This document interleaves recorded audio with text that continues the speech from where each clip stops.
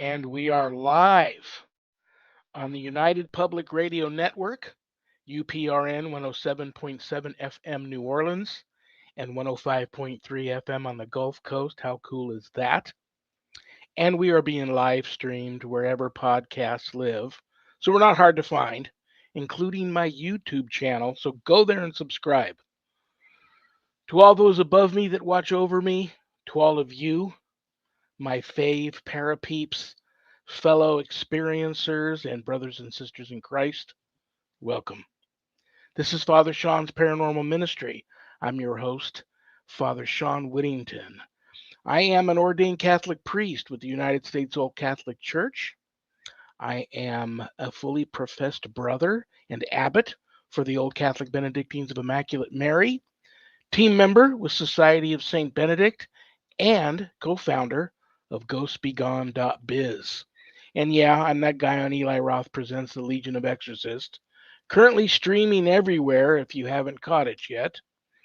And if there's anything you want to know about my wife and I and our ministry work, go to our website, www.ghost-b-gone.biz. And if you go there to visit, a lot of cool things to see. Both my books are there, God, Ghosts, and the Paranormal Ministry, and God, Ghosts, and the Paranormal Ministry 2. Both books are available a little less expensive at Amazon, and they also come in an audio version. Awesome. But if you get them off the website, they leave my office here. I autograph them, and they arrive to you in a beautiful house blessing kit. And you never know when one of those are going to come in handy. And that is my story, and I'm sticking to it. But the great thing about getting them off the website is part of the proceeds of every sale of every copy of my books goes to support St. Jude and the ASPCA. So you get to help some of the neediest children on the planet and the animals too. How beautiful is that? And trust me, brothers and sisters, I know times are tough, but my wife and I don't charge for our ministry work. So if you happen to notice the donate button while you're there and you're able to do so, click on it and send my ministry in a small donation. I promise you it'll be appreciated from the bottom of our hearts. And trust me, we'll put it to good use. Okay, today we got a great show, great guest. But of course, you all already knew that. That's why you tuned in. He's right now chilling in the green room with his favorite knocking stick. So I'll bring him out here in a second. But first, I'm going to bring out my awesome co host. I've known her forever. I love her. I respect her. She's super cool. She's a lifelong paranormal experiencer. She's the owner of Stellium Books, my publisher. Please welcome to the show, Annette Munich. Hi, Father Shawn. Welcome, everybody. Welcome to the people in our chat room, and also to all of our great listeners in the New Orleans area and the Gulf Coast. We are so happy to have you here. We have a really great guest today. I'm so upbeat about it. Absolutely. And Absolutely. it's well, I get a kick out of you sometimes because I get guests on and you haven't really jumped in the deep end without your floaties on and maybe that person's particular topic, but you find that topic extremely interesting and later on you always get back to me and tell me the many things you've learned from this guest or that guest, and this guest is one of those guys. Right. So for me too, and I'm a big fan of his and the topic, but I learn something every time I have him on too. That's why I always love to bring him on. So is there anything you would like to say to everybody before we bring him on? I am ready. I don't really have any announcements. I think we will have some announcements soon. So we're announcing that announcements will be coming. Okay. All righty, guys. Like I said, you all know who he is. You love him. You all know him. You all love him. That's why you tuned in. And everybody from all neighborhoods under the paranormal umbrella, not just the cryptid people, are here, I'm sure. He is, in my humble opinion, one of the, if not the most knowledgeable, uh, I'm just going to throw it out there, experts that I know on the topic of Sasquatch, Bigfoot, the foot, Genosqua, all of the above, and he's a personal experiencer. He's dealt with these um, wonderful creatures that I'm very confident we're going to have full disclosure on one of these days, and everybody that out there that has actually seen it says, I don't need full disclosure. I hear you. So without further ado, please give a big, warm Paranormal Ministry family welcome to one and only Karl Sup. Hi, Carl. Hey, everybody. I just have to say, what's up, Carl? But I'm sure you've heard that 100,000 times, right? What's up? What's up, Carl? Yep. I have to address the elephant in the room, and you've got to tell me where I can get one. You are wearing, for the people that are on the radio and haven't tuned into the live stream, you're wearing the most awesome. I'm going to go ahead, and I'm a little colorblind, but I'm going to go ahead and call it a very islandy style turquoise blue, salmon pink, flamingo Bigfoot shirt that I've never seen one like it before. I got to know where you got it and where I can get one. Yeah, I will find out for you since it was given as a gift to me by my daughter. So I will I'll let you guys know. I'll drop that in the chat later. So. She probably gave it to you so you can't get lost at Target. She could find you and stuff. This is true. This is true. It's funny, but my daughter actually, she's very fluent in sign language, along with my son. They're both fluent in sign language, just because they worked at a special needs camp up on the Mogollon Rim, and I actually had experiences right near that camp as well. But so they both know sign language. So if we get lost in a big crowd, or we're and we spot each other from across the room or something, like at a concert or something, we'll sign to each other across the room, like, oh, okay, so you can actually talk to them, but it's kind of funny. But if we get lost in a really big area and I don't see them, I'll actually I'll use Sasquatch methods, and I'll give them a little whoop, and sure enough, I'll hear a whoop from across the room someplace, and I'll go, okay, I'll triangulate on that and head over that direction. So it's kind of funny. But so if we're ever in a big crowd with Father Shawn, we'll get him some shamrock dealy bopper things. Remember those things? Oh yeah. Boing, sure. Boing, boing, boing. Yep. Yeah, and all you need is some googly eyes then with the. I probably, to be honest with you, is the many years I spent as a raging alcoholic 20, 30 years ago.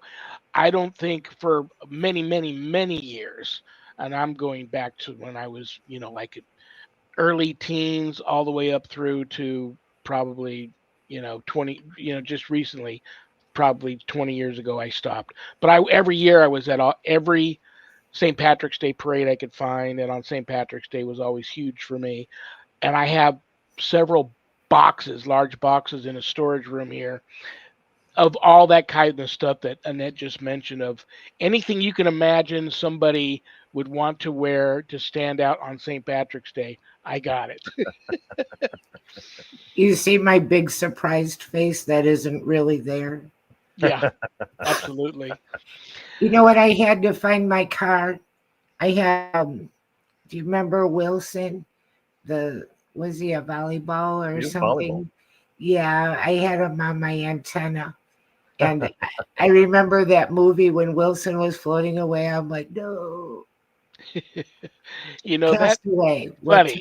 Castaway with Tom Hanks. Yep. That was how they pulled you in to where you really felt bad about this volleyball floating away was amazing, because they suckered me right in, and I felt the same way in that. Right. But then how great did it feel to see him at the end driving, and he had that brand new volleyball on his car seat. Right. I thought that was awesome. That was really awesome. Yep. Very well done. And I don't know if I've ever shared this with you, but I used to play professional two-man sand volleyball back in the 80s. Oh, nice. So I was. Yeah, you must have felt the pain there. I did. That was one of those heart-wrenching moments on film. Yeah. Yeah, and then just when you think it can't get any worse, he comes home, and that girl has remarried, family and all that, and that was just, oh my gosh.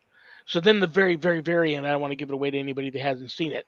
Then there's the very last It's couple of frames of that movie, last 3 minutes, awesome to bring you back into life goes on, and he's going to be just right. fine. He's going to probably have a It, wonderful life ahead of him, you know. it's all about making life's decisions, right? Yeah. So it's great. See, we brought up the movie Castaway because there was actually a Bigfoot on that island. You have to rewatch the whole movie really slow and careful and see if you can spot him there.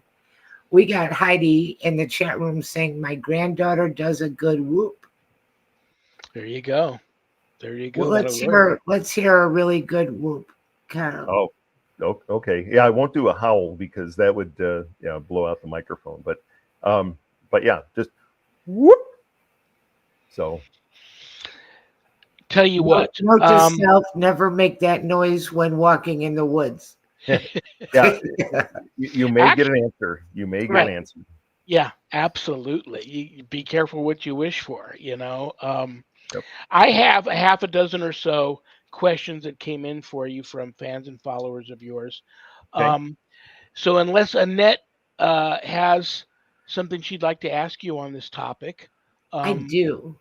You know, very I'm out good. here in Oklahoma. I'm just all jazzed up today or something. I don't know. Out here in Oklahoma, they talk a lot about a town called Broken Bow. Have you heard of it? I've Broken Arrow. I've heard of.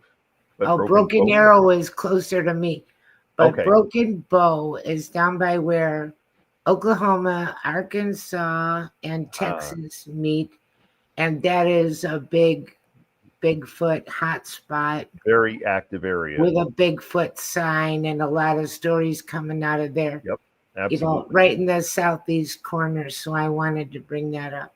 I've read a lot of accounts from there, but I've also, right where on the border of Oklahoma and Texas, there was a research area there that was, just not far from the Red River, but on the Texas side, near Paris, Texas, and yeah, okay, I know where that is. And that area, they would, I honestly think that they were probably transiting from that area up into that, what you were saying, the Broken Bow area, that southeast Oklahoma area as well. So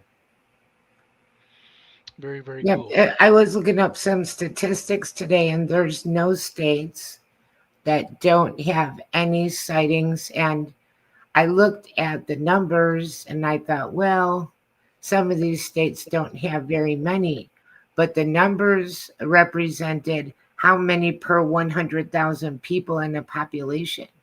Yep. So I'm like, ooh, wow.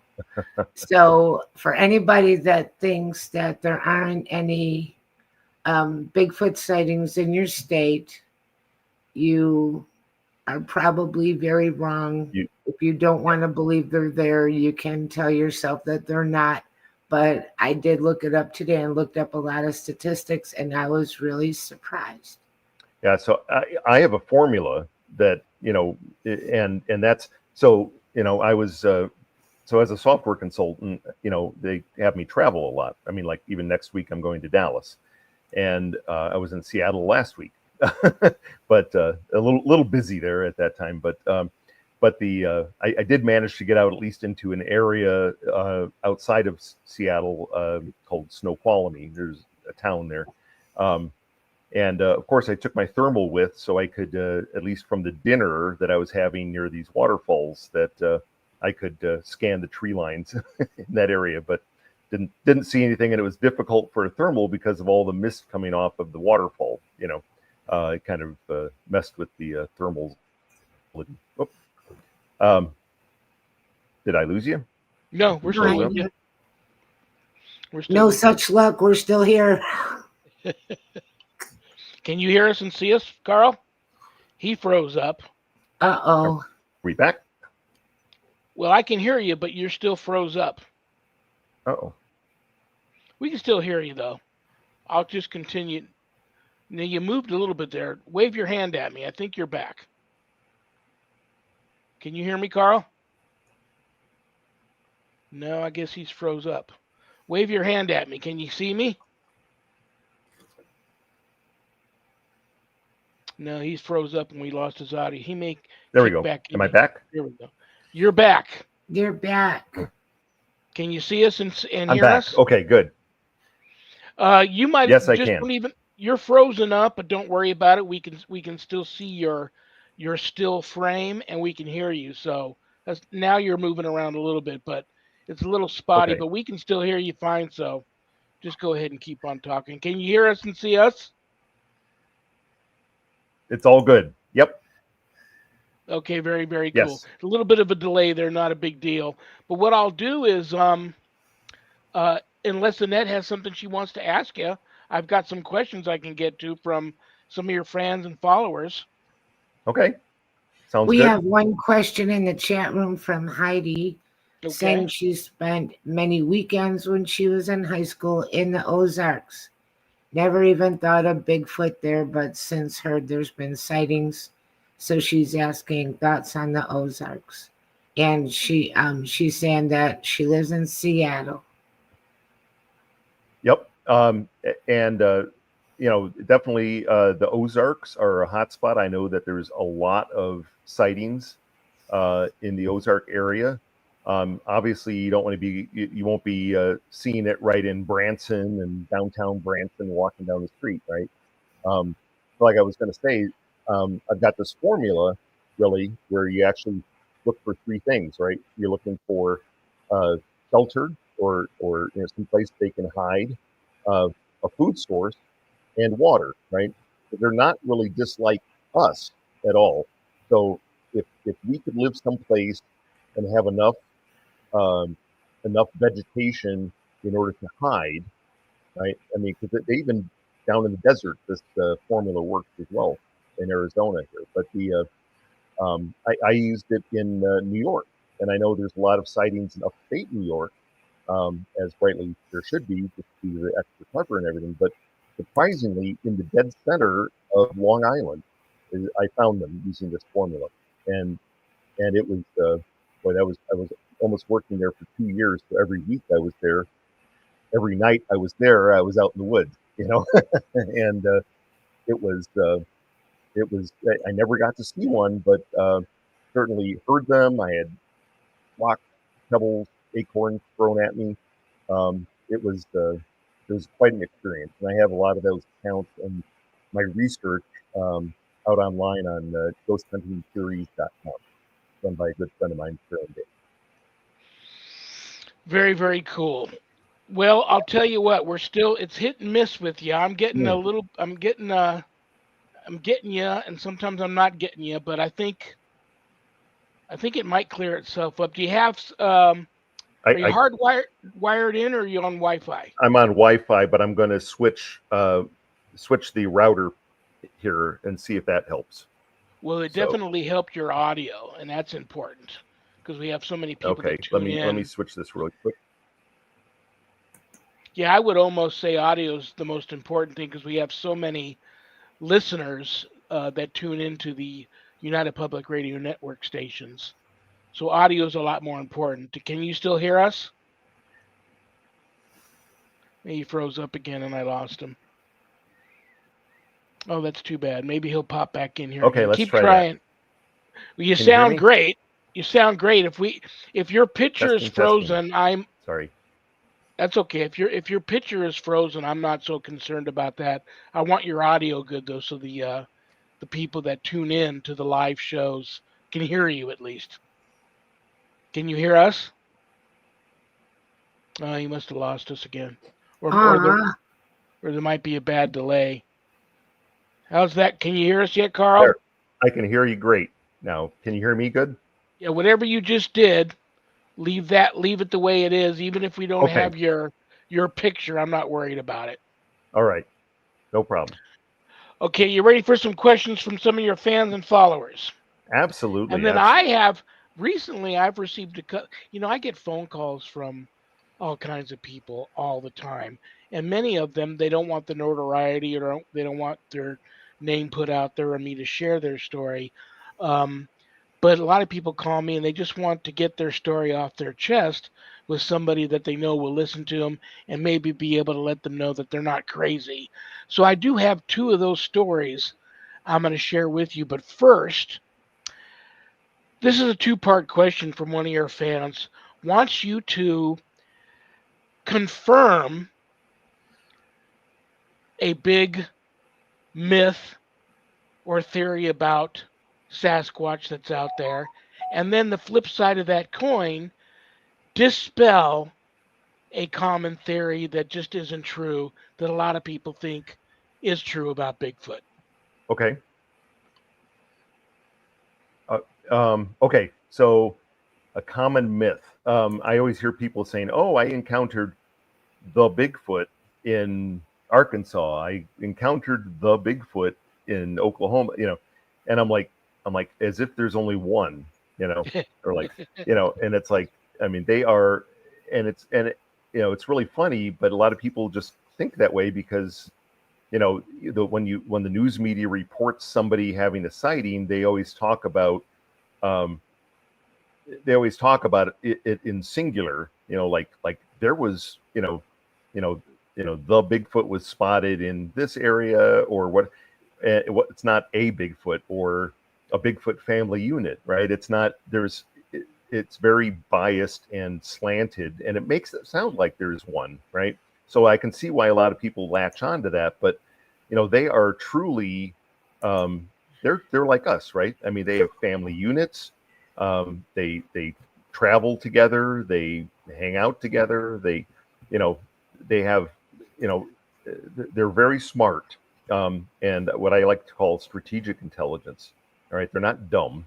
Just because they can't, put together an iPhone, right? Um, Yeah.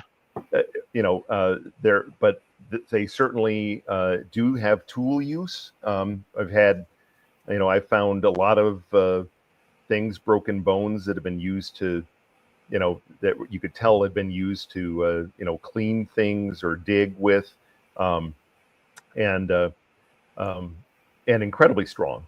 I mean, they're not us, but they are very much like us, especially in and around the family unit thing. So, I mean, if I'm in an area and I have somebody wandering around, banging on trees, making whooping sounds, howls, and everything, and I know it's not one of my kin, and you seem to be maybe a threat to a family unit, of course I'm going to be throwing rocks and logs and stuff like that at you.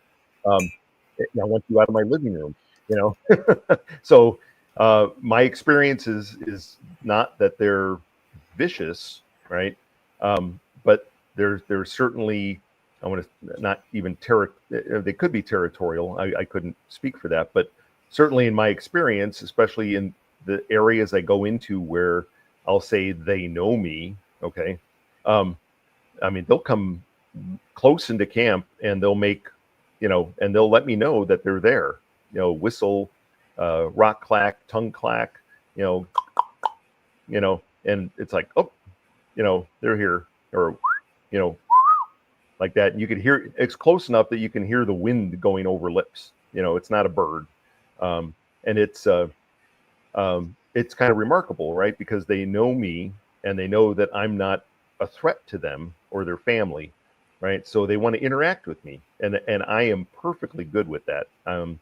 So I know maybe I only answered one part of that question. No, you did. That's spot on, and it's interesting how, and it all comes down to extreme curiosity, but at the same time, you can't.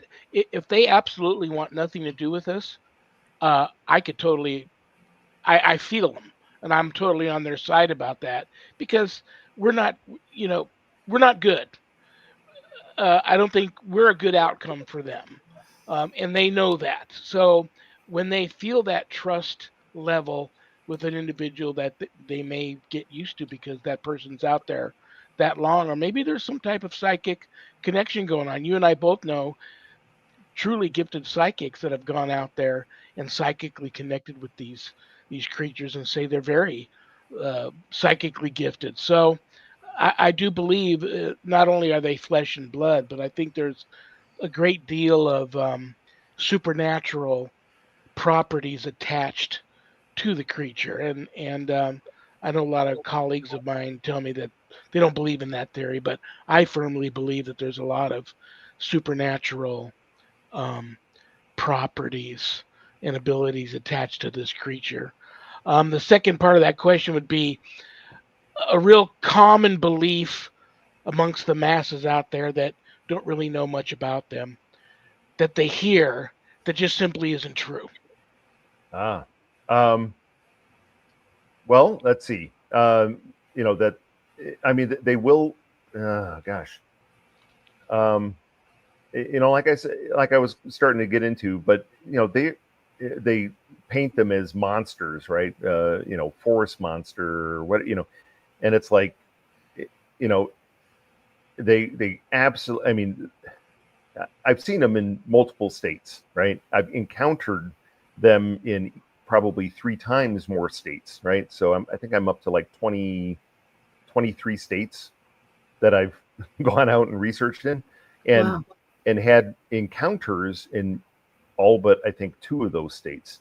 But I'm telling you, they are not, they're not vicious. They're not monsters, right?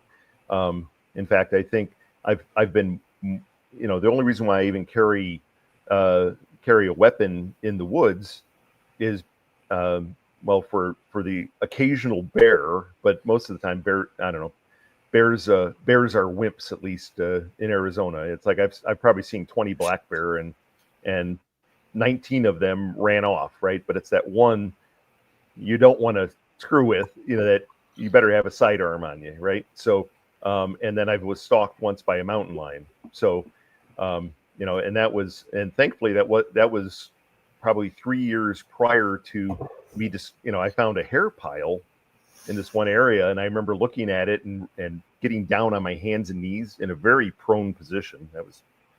That wasn't thinking right, but I got down there to examine that hair pile, and as I'm down there trying to go, why is there so much hair here? And I'm looking at the hair, and I'm like, oh, it's kind of tan with almost silver tip on it, and then it dawned on me. I was looking at a mountain lion fur ball, just like a house cat, right?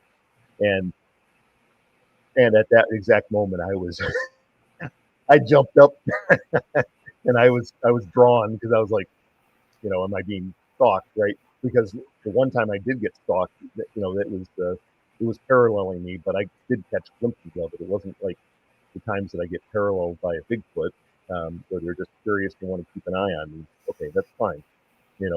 That's your entitlement to do that. But certainly I don't want to end up on the dinner plate of a mountain. So I hear you, brother. Well, listen, this is what I'm going to throw at you now, and I hear this from a lot of people and a lot of colleagues of yours. A frustrating thing right now, and the masses out there don't realize this is happening because they're not in your community. But I think what's really a shame now are so many of these awesome eyewitness videos are coming out, and you come to find out later. I mean, when you first see them, you do one of these things, your eyes pop out like they do in the cartoons, and you're yeah, amazed. Then you start doing your homework, and you find out they're like AI generated. right. So that's a shame but we all knew that was going to happen. But Yeah. it's just a shame that it's happening as much as it is. But another theory that I saw a video like that, and it was one that was sent to me privately, and the guy is credible. I've checked him out, and this video shows clearly a Sasquatch peeking out from behind a tree, going back, and when it comes out back from behind the tree, it totally looks like a piece of the tree, like it either Hmm. shape shifted or totally camouflaged itself, like we talk about um, cloaking. Well, cloaking, it would be, you wouldn't see it at all, and it wasn't a cloaking. It looked like a piece of the tree, that it was like covered in bark and just a Yeah. piece of the tree. What do you think about? Have you heard that? And if you have, or if you haven't, what do you think about in addition to the cloaking and all of that, you talk to a lot of indigenous peoples I who do. say that they can just disappear right in front of you. What do Right. you think about this video this gentleman sent me, that it looked like the tree? That's really interesting. I know there's a couple of theories out there that talk about their hair structure and how that can kind of camouflage or mask them. I'm you know I haven't had I haven't personally seen one actually cloak or be invisible, but I there's researchers I do trust that have some footage that I've seen where they had a night vision camera set up, and right at the edge of the woods you see one peeking out, and the camera had some IR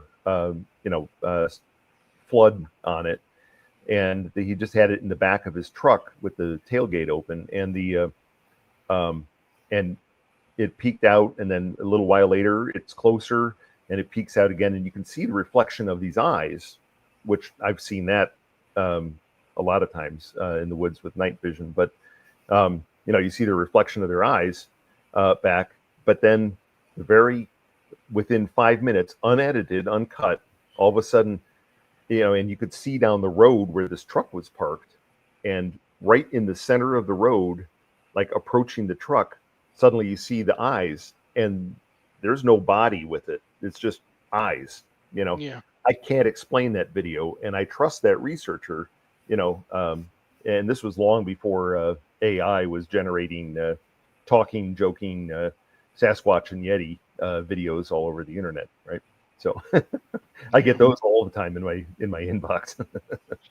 So Well, I'm going to go ahead and admit that even though you haven't, well, there are a lot of stories out there about violent encounters with them and scary encounters with them. oh yeah, But I'm here to tell you that even, and I'm not an outdoorsy person, but if I'm out there, just because we absolutely don't know what they are, where they're from, what their intention is, and that they can just squash you like a bug. oh Um, I, and the size of them and the smell, and you just know that they're not human. You would be thoroughly frightened yeah, to be in the presence, hoping that whatever encounter this is I'm having with this creature isn't going to turn violent. And you wouldn't, me, I don't know about anybody else, you hear hunters say, I had one in the crosshairs of my hunting rifle scope, and I'm just about to pull the trigger, and it looked at me. We caught eye to eye contact in my scope, and there was I just couldn't. I tried and tried, but I just couldn't pull the trigger right. because there's just something, so, as wild as they are, looking and behaving and everything, there's just something so also human about them that they can't pull the trigger because I don't know if it's I don't know if you think that there's any type of what's the term I'm looking for, where they kind of freeze you up. Yeah, Um, yeah. Well, I've experienced infrasound, and it's infrasound. There you go. That's yep. it. And I actually had a recording that I was working on, actually from that site near Paris, Texas, that had them talking back and forth. There was two individuals. One was, I'll probably say, spatially maybe 100 feet away from the other one, and they were talking back and forth. And then one of them goes silent, and the other one said a couple of words or whatever. But then as I was trying to clean up the audio and backing it up and going back and forth, I probably listened to it 100 times, right? I started getting really ill. I mean, I was like, oh my gosh, I feel like I need to puke, and I so I was like, I'm just going to take, because I had noise canceling headphones on and stuff. It was and I took them off, and sure enough, like 5 minutes later, I was like, oh, I feel better already. That's weird. So I went back and I was like, I'll go back and start working on cleaning up the seat on there. So I went back and I started doing it, and all of a sudden I'm like, oh my gosh, I feel sick to my stomach again, and that's when I looked at the sound wave, and I saw that there was this modulation from about 15 hertz, 15 and a half hertz, and 18 hertz that that was, and I think 15 hertz was probably the lowest the microphone actually could detect. But if I could see this modulation down there, I couldn't hear it. But I was like, well, okay, wait a minute. So I took that, I isolated it out, pulled it up, bumped it up about 30 hertz. So it was, up and around 40, right, which is audible for us. You can't hear 20 and below, or 20 is the limit. But I bumped it up there so I could listen to it, and because that is considered infrasound, 20 hertz and below, and sure enough, this thing sounded like, I want to say, a didgeridoo. So it was the sound that was just going like that, and I was like, oh my gosh, So I went back in, I moved the left bar up to like 21 hertz, and then I worked on the audio, and I was perfectly fine. I didn't That's crazy anymore. So that's crazy. Yep. Well, I'm going to give Annette a moment to comment, and then I've got this story from this gentleman that recently called me that I think is going to blow you away. Okay. My only comment right now is I'm going to let everybody know that Father Shawn is a novice squatcher himself. And he likes to go squatching in Illinois in his slippers once a year. And he always comes back with interesting stories to tell. Yep. Oh. Well, you ready for this one? Yep. You're going to like this one. This gentleman reaches out to me, and he just basically wants to know that he's not crazy. And he wants to share this story with somebody. And there's just nobody he can share it with for fear of repercussions, both professionally and in his community. This gentleman's occupation is, and I checked him out, he's legit, he's for real. He is a river paddle boat captain. Ooh. Okay. And how many places do they have rivers that can have these boats? So everybody can kind of pretty much generally, I have a feeling it's because he listens to this show in that where doesn't see the show, but he listens because Very we cool. are, the New Orleans area. They've got, I would imagine in that area of the South, there's a lot of river boats. Yep. Okay, this guy says broad daylight, middle of the day, his boat is like on a tour and it's going up this river. And in the distance, he sees something floating across the river. His first instinct is that it's like a log or just a piece of debris of something, but he's got to pay attention to it because he doesn't want to run his ship into anything. So he's watching it, and it's floating in front of the path of the boat. Then as he gets closer, he notices that it's something swimming.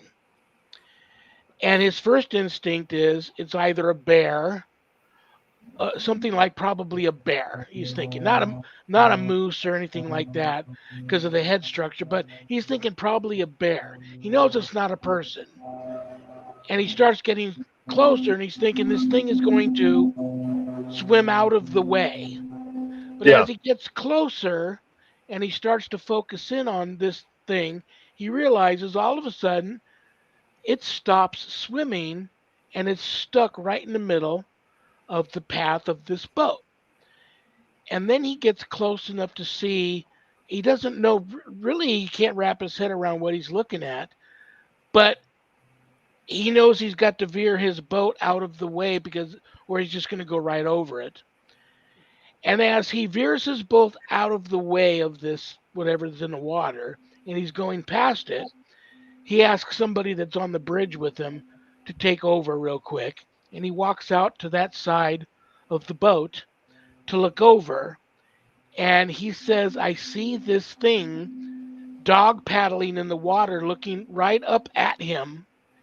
And he says it looked like the largest person with the biggest head he's ever seen wearing like a gorilla mask. but it was dog paddling. You know how we dog paddle like dogs? Yeah. It's dog paddling with his arms kind of out to the sides. So you figure he sees something massive below the water, right below the head. And you probably figure these huge legs are keeping it up. But the arm motion is like this, and you can see the hands, the arm span is huge out there on the water besides his head. And it's just dog paddling, watching the boat go by. And it dawned on him that he's looking at a Bigfoot. Oh, they can swim very, very well. There's numerous sightings, actually, even swimming from between the British Columbia mainland and Vancouver Island. Wow. And He runs also, back into the yeah, bridge thinking, yeah, he doesn't say anything at first. He's thinking a crew member or a passenger surely is going to report it. So he just waits and waits and waits. Maybe somebody else did see it and is scared of reporting it, right, especially a crew member. No one ever came forward, and he doesn't want to come forward either because he says he almost positively will get fired if he comes forward and talks about it, because the last thing the boat company wants is a crazy captain on one of the ships who's seeing Bigfoot swimming in the lake or right. swimming in the river. So he can't tell anybody, but he wanted to tell somebody because it's really been haunting him. Apparently, seeing these things in person changes your life Mhm. forever. Yep. And he had to tell somebody, and I think the gentleman is completely legit. And I'll let you both chime in on what you think about that. Oh, absolutely. So I'll just tell you right now, almost every one of the sightings of spotting one swimming, it was a motion like you described. It was always described as more like a uh, frog motion, where it pulling along with the feet kicking behind, not like you were saying, not dog paddle. If you had said dog paddling, I would have gone, okay, could be, but what you described sounds exactly like it. And it wasn't like their entire body was up on the water, but just the way their motion was with their arms. They are incredibly Do you strong. think he noticed that it didn't, even though it was in the water, it didn't look wet? So do you believe there's some type of foul uh, They composition to their coat? they they, they have. I know some of the hairs I've collected had different oil. It had a little bit of oil on it, so I don't know if it's more like I won't say like an otter, right? But something similar to that, where it does repel water more, unlike our hair, But um, Bigfoot hair really doesn't have a medulla in the middle, down the center, whereas we have that structure down the center of our hair, you know, uh, strands. Yeah. So it's no, and it's very possible. I mean but I wouldn't think it would be just completely dry hair, right? But certainly, I'll say water repellent, but Well, I've told you the story about my growing up in Colts Neck, New Jersey, and I'm like not even in the third grade yet, and I had a good friend that fell into a creek behind our home, and we lived out in the middle of the country, and I ran. I didn't want to run to my home because I knew that I would get in trouble by my parents for being where we weren't supposed to be. So I ran to his home, and I'm glad he didn't end up drowning because I would have had to live with that the rest of my life. But I'm coming down the hill with his parents, and he's walking back up the hill with my parents. And it wasn't until I want to say, I got he started telling me stories even back then about a large, hairy man that just reached in the creek, grabbed him, and threw him back up on the side of the riverbank, and he was able to crawl up Oh, and get out of there. But so I reached out to him some 30 plus years later, tracked him down, And even to this day, he now believes it was a Sasquatch, but it changed his life to the point where he never went in the woods again after that time in his whole life. He's in his 60s also. And I told this captain that I was speaking to make him feel better. I said, listen, I'm in my 60s and I had an experience when I was in junior high school that froze me. I urinated in my pants and almost defecated in my pants, but I Yeah. urinated in my pants and I was frozen and I couldn't move until this thing was gone. And then that whole motor function came back over me again. But I told him that story so he wouldn't feel so bad that, now, listen, this is why I haven't gone in the woods for 60 years. Um, and that changed my life in that aspects. So I mean, he's not going to stop being a riverboat captain, but it's changed his life. And what would you say to anybody that's watching the show or listening who's encountered this thing that's head is all screwed up right now? Yeah. There's people I know who have had very valid sightings, told me about them, and then within 2-3 months, they're like discounting it. Like, I didn't see that, or it was something else. I was mistaken identity, or what. They're trying to rectify that in their brain, and the reality is they're out there, and for the most part, I can't speak for all of them, obviously, but they really don't mean us harm. Hopefully, we don't mean them harm, right? I know there's people out there that want to go hunt and kill a specimen, but um, it, you know, uh, hopefully, by the end of this year, okay, I don't know how much I can talk about it. You won't. We should have some very valid DNA on that.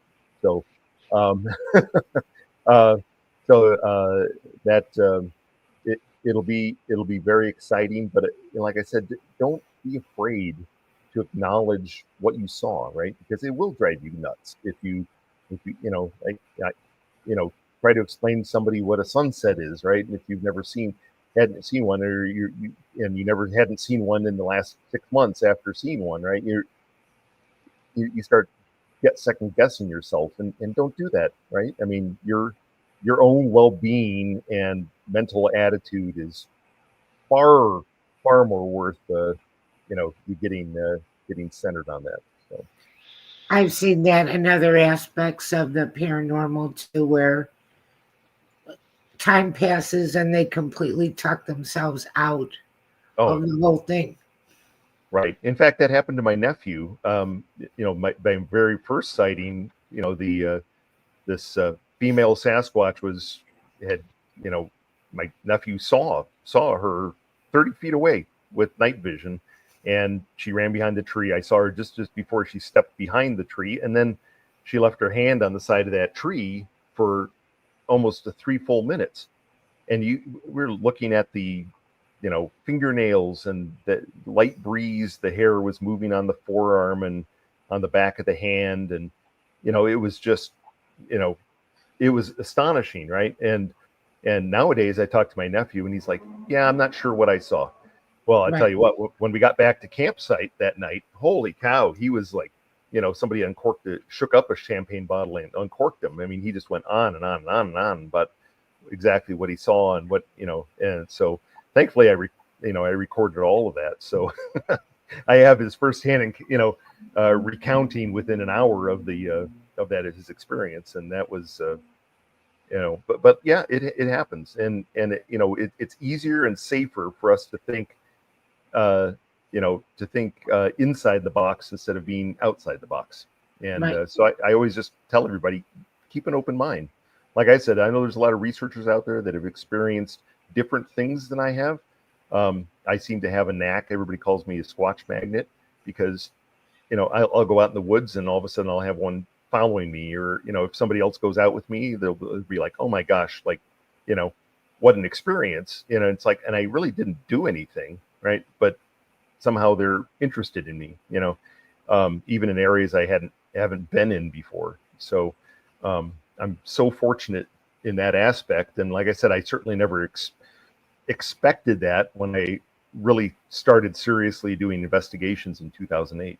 So, Well, I talked to this one hunter one time, and he said that he's not a Bigfoot guy at all. Didn't believe in them, but saw one, and he was so frightened that his motion was to put the gun down, so not to be a threat. He sat down Indian style in the bushes, and then just lowered his head and didn't play dead, but just lowered his head like, whatever you're gonna do, just don't kill me, and you're free to just walk on. I don't want to have nothing to do with this because I'm freaked out. But he got to the point where he couldn't take it any longer, and he looked up. And you just mentioned females. He thought the whole time he was just dealing with this one large male, but the tree that it was hiding behind, a large female came down the tree. He never even noticed that she was in the tree above her brother or mate or husband, whatever. This right, female is in the tree, comes down, and as they are leaving, rising up out of the dirt, was already totally in the dirt covered, was a juvenile. And that freaked him out because he never knew the juvenile was there. It was like when he was approaching them. I mean, it could probably take Bigfoot 30 seconds to take two hands and just swap a big enough hole in the dirt for a juvenile to just crawl into and then cover it up with dirt and then hide behind a tree. And right. I don't know if you've ever heard that before, them hiding in Well, the dirt. oh, well, not well, hiding in the dirt. So, some of my Navajo friends, their name, and I'm sorry, it escapes me at the moment, but their name for Bigfoots basically translates to like the child of the earth, or the because their belief is that they're able to melt into the earth at any time. Okay, Wow. um, and um, and also they have a belief saying that if you've actually looked one in the eyes, that then it can basically take control of you, or it can be in your dreams, and and that you're, I don't want to say not possessed, but certainly you're targeted for the rest of your life. Well, I've seen, let's see, so my sixth sighting was, that I looked straight into the eyes of one, right, about 120 feet away, daytime, and then my 12th sighting was, I'm sorry, I'm mixing them up. Yeah, my 12th sighting, I was sleeping in the back of my Yukon, and one came up, put a handprint on the side window of the vehicle, but I stirred, and as I did, I see this face just, I mean, looking in the window at me. I had a Fitbit on. The green light kind of illuminated the inside of the cab, and so the face illuminated, and then it just backed away into the darkness. But it was only maybe 14 inches from my face, on the other side of the glass. It was Wow. up close, right? And yeah, and just to follow on with the Navajo theory, I mean, I've probably had 3, 4, very vivid dreams where there was a Bigfoot, and but of course it could. I wouldn't call it an obsession, but certainly, it just was amazing, right? I mean, Well, perhaps the behavior of this hunter, acting childlike and totally harmless, perhaps saved his life, because maybe that would have turned into a violent encounter with the big male protecting his mate and his offspring. Who right, knows? But I found that behavior of him, and he said, and he doesn't even know where that came out of him to do that. Probably out of just being so freaking scared to death yeah. that's just maybe you're, I don't know, but Well, that changed him for life also. well, as a follow up to your friend who said he was pulled from this creek, right? He, there was in Arizona, actually, there was a forest ranger that talked to me about a search and rescue they were doing for a woman who had gone missing overnight in the woods, and they went out looking for her. And then finally they said, we're just going to have to wait till dawn, right? So dawn comes along, and they end up finding the woman who had sprained her ankle. She couldn't walk on it, and she said, I was terrified, but but a big hairy man came and basically kept me company all night. Wow. And and that got him started on, and he was a biology teacher as well, but that got him started on the down the path of doing research. But then the same way, after a couple of years of him doing that, all of a sudden he said, you know what, no, that couldn't be, it's not possible, right? And he just and so he went the total opposite direction, that there's no way they exist. And so anyway, Well, like I listen, said, keep brother, your mind open. it's about that time. I got to kick you out of here. Did you have fun? Will you come back? Oh, you know it. Anytime. I'll get you in a different room next time. Maybe your Wi-Fi will be a little bit better in the other room, but you sounded great the whole time. That's what's important to me, because we have so many people that tune in and listen on the FM stations, and they can still see your picture. But maybe we'll move you in a different room next time. But I got to have you back, because there's other questions here I didn't get to. But I love you and I respect you, and I think you're super cool. Can't wait to have you back again. And I'll let Annette say goodbye to you before I kick you out of here. Thanks, Kyle. Really interesting show, and can't wait for you to come back. Well, thank you. Thanks for having me. Karl, brother, have a wonderful weekend. I'll talk to you soon. Get me the info on that shirt. Oh, I sure will. I will. Right, once this goes on YouTube, I'll put the link up for it. So thank you, brother. Talk to you soon. all right. Karl Sup.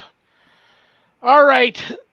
I can't wait for you to become the next famous squatcher out there in Oklahoma, Annette. You heard what I said, right? He made the whoop noise, and I'm like, note to self, never make that noise while walking in the woods. Our next guest is a good friend of yours. Next Friday, the August 23rd. Do you remember who it is? It's going to be Rick Hayes coming Rick back. Hayes, radio, TV, and film personality, and extremely gifted, worldwide renowned, gifted psychic medium. Rick Hayes will be here. That'll be a great show. I love you. I respect you too. Thank you so much for being here. Have a wonderful, wonderful weekend, and I'll see you next Friday. Love you, and I want to wish everybody a wonderful rest of their Friday and a great weekend, and thanks for tuning in. See you later. Annette Munich, Stellium Books. All right, brothers and sisters, thank you all for tuning in, because I don't have a show without you guys. Thank you to United Public Radio Network for carrying the show. And we'll be here next Friday. Remember, brothers, we may have done what the devil said we did, but we are not who the devil says we are. Stay tuned for Spirit Switchboard with Carrie Lynn Shellhorn. We're just getting started here on High Strangeness Friday on UPRN, so we got a nice lineup to go. If you're a sponsor, reach out to me. We'll talk about that. All right, brothers and sisters. Good night, Danny. Good night, Jack. Good night, Dog. Good night, Harold. Rest in peace. Good night, Ernie. Good night, Bill. Good night, Dan. Good night, Biggie, wherever you are. God bless you. I love you all in the name of the Father and the Son and the Holy Spirit. Peace.